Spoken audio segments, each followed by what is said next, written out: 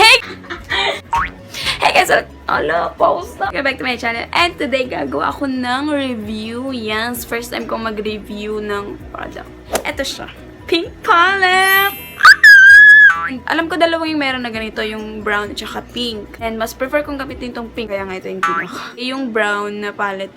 Yung color selection niya, walang brown mismo. Yung nakalagay doon, brown. And feeling ko, yung mga color niya, parang ang boring. Parang halos pare-parehas lang. Neutral yung color kasi niya. Ayan. So, ayan yung kinuha ko. Yun yung matte. And then, ito yung kinuha ko. Puro shimmery siya as in lahat.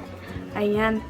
At least naman, diba, sa palette ito, meron siyang dalawang pink and may mirror pa siya niyan. As you can see, nagamit ko na siya. Ay, white, frosty pink, pink, copper, parang champagne, and brown na black but almost black. Ang texture niya sobrang creamy and sobrang pigmented niya. And ipapakita ko yung mga swatches niya at the end of the video na lang siguro.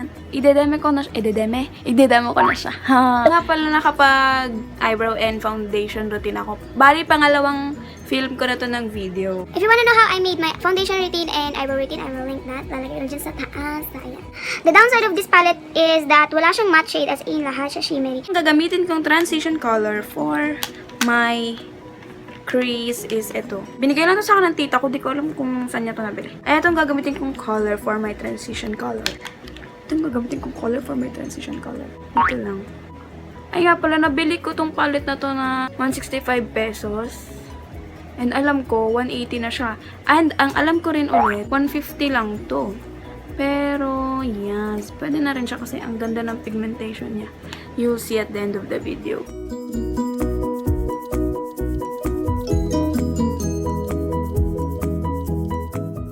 And ayan, tapos ko na yung transition color. Yung parang copper shade siya. Ayan. Sobrang pigmented niya. And powdery rin. Meron siyang mga pino na glitters, but meron din yung mga malalaking particles. So, ayan. Tap the excess. And ilalagay ko siya sa buong crease. And before that, i-spray ko muna siya nito para mas pigmented.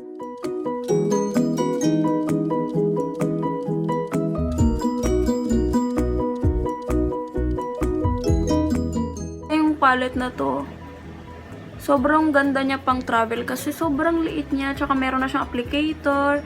May salamin na rin siya. Tingnan mo. Ganyan lang siya kaliit, oh.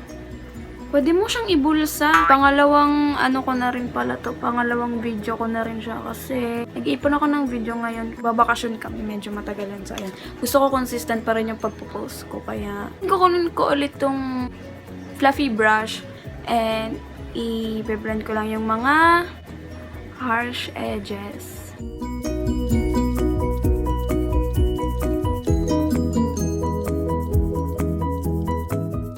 For the price, 165 pesos, sobrang sulit na niya. Yung LOL na eyeshadow, wait lang. Ito, halos pareha sila, pero mas parang sulit pa to kasi 180 to 165. And 1, 2, 3, 4, 5, 6 parehas lang pala. Mas maraming grams yung pink palette. And ayan na guys, sobrang ganda ng pigment niya. Oh my gosh. Tayo sa eye crease. V, ano ba yan?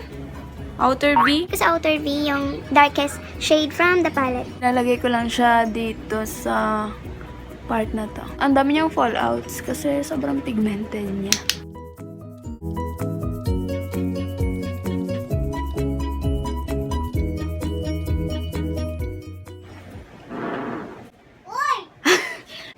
Nadiri, may umutot ang baho niyo, ha?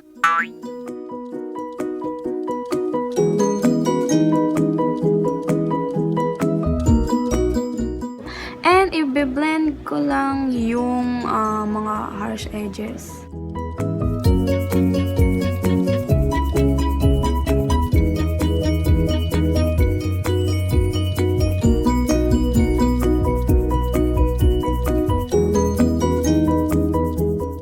Nilagyan ko pala ng loose powder yung gilid ng mata ko kasi marami siyang fallouts para mamaya i-dust off ko na lang. Blend, blend, blend, blend, blend, blend, blend, blend, blend, blend.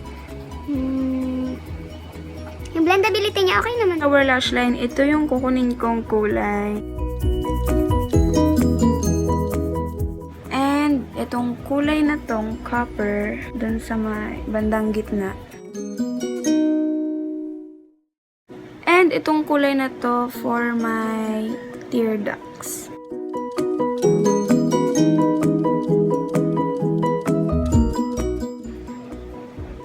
And itong color na to highlight my brow bone.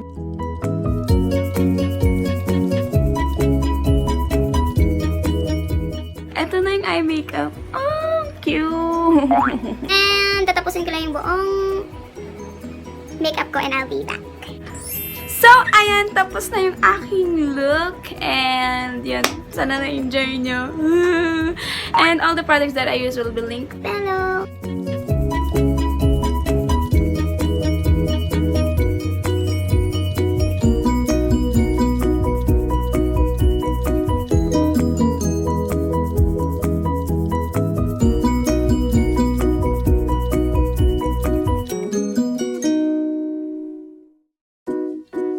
Thanks for watching. See you on my next one. Bye-bye!